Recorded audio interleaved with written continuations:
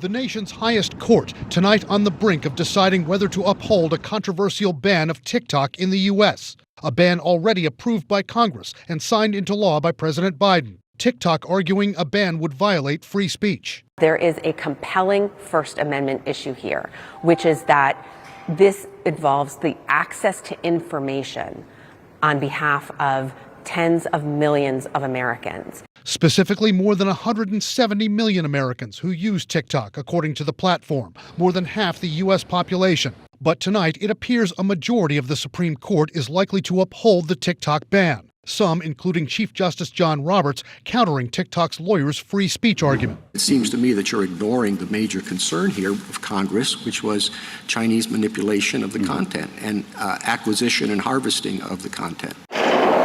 TikTok is owned by a Chinese company that U.S. officials worry could be beholden to the communist government in Beijing and could conceivably help the Chinese regime spy on Americans. That the Chinese government could demand data from TikTok and that it is covertly manipulating content that Americans receive. TikTok denies that, saying it safeguards users' privacy. President-elect Trump initially supported a ban on TikTok in the U.S., then reversed course and is now seeking to pause the ban.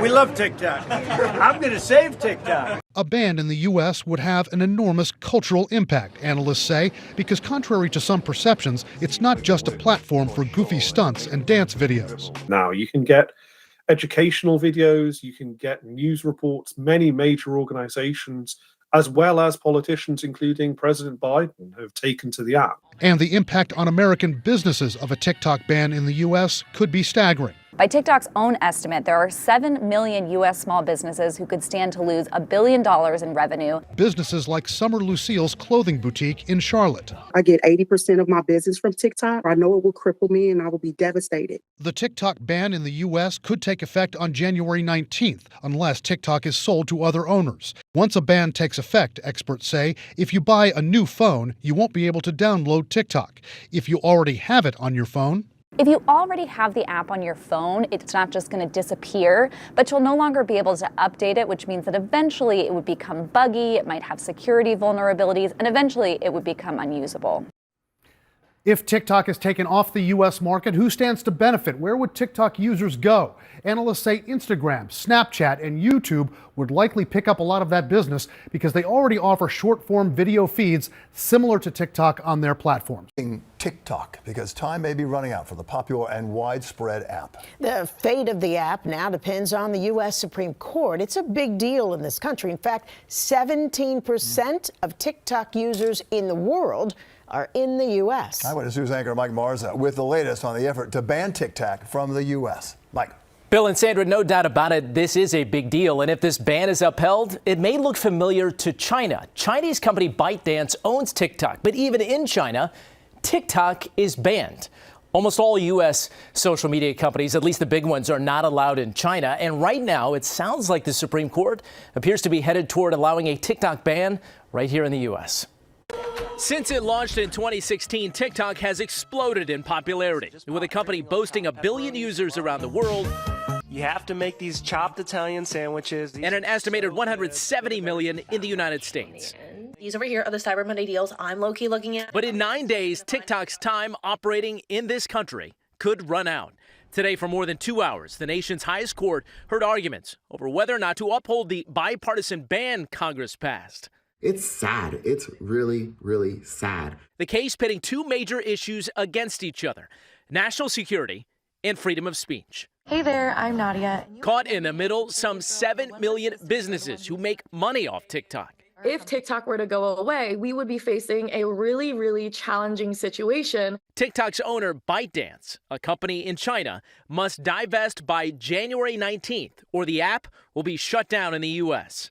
So are we supposed to ignore the fact that the ultimate parent is in fact subject to doing intelligence work for the Chinese government? Critics accuse ByteDance of turning over users' private information to China. Is that not a realistic assessment by Congress and the president of the risks here? Well, Your Honor, I'm not disputing the risks. I certainly acknowledge the risk, but I think there are lots of reasons, not just the one I just gave, but there are lots of reasons why that risk still can't justify the law. ByteDance denies the allegations and still refuses to sell. We thought that the argument went very well. The justices are extremely engaged. As it stands right now, the U.S. ban is set to take effect one day before President-elect Trump takes office. He once supported a TikTok ban and now vows to save the social media app, but it is still unclear how. If the ban does go into effect, app stores would not be allowed to offer it, and if they do, they would face fines. Sandra? Thank you. Tech lead, the TikTok you know and love will, I guess, likely be banned in just 9 days, because today the famously technology-averse U.S. Supreme Court appeared ready to uphold the federal ban, which means that on January 19th, TikTok will quickly disappear from app stores. Or tech giants such as Apple and Google would face astronomical fines. If TikTok is already on your phone, you will stop receiving updates and the user experience will likely degrade significantly over time. TikTok, the app with about 170 million users in the United States, argues that free speech outweighs, quote, speculative fears about the app collecting data on Americans, while the U.S. Justice Department says the app is a, quote, grave threat to U.S. national security and that China could use it to, quote, covertly manipulate Americans. All of this is not sitting well with the people who make a living on TikTok.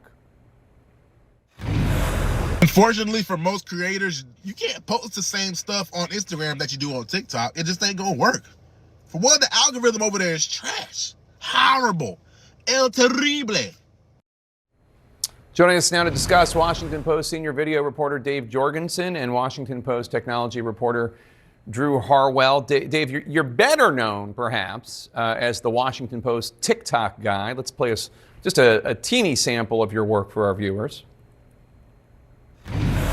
Sir, we need to talk about this coming Friday, January 10th. Why? What's happening? The Supreme Court is hearing arguments on the TikTok ban. Just ask the Supreme Court to put a pause on the ban until I get into office. Tell them we want to make a negotiated resolution with TikTok.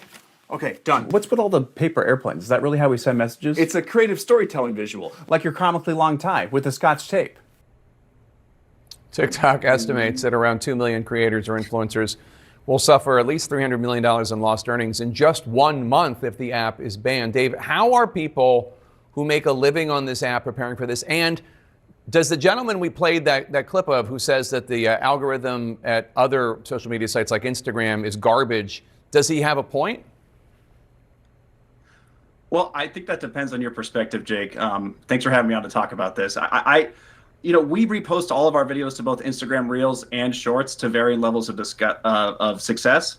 We've seen a lot of videos do really well on YouTube Shorts. So I think we'll see a lot of creators start to kind of move that way. Not unlike Vine when it sort of was canceled, when it was, locked down just a few years ago. Pretty much people started to navigate to YouTube, and then a couple years later, TikTok was born. So everyone is kind of trying to figure out where to go next. But the difference between now and maybe 5 or 6 years ago when I was first on TikTok posting for the Washington Post is that there's a lot more videos with these vertical video, a lot more platforms with vertical videos. So there are places to go, but whether or not they're the same culturally or the same algorithm is kind of up in the air. Yeah, but the law of unintended consequences, when they killed Vines, that charming young man who made those funny Vines, Jake Paul, became what we have now. Drew, you're a tech reporter for the Post, so I'm wondering if the Justice Department has laid out any specific tangible evidence of China using this app in a nefarious way. No evidence. And that actually came up in the Supreme Court discussion today. There's secret evidence, there's redacted claims in the legal filings, and there's lots of, suspicion, fears, dread about China.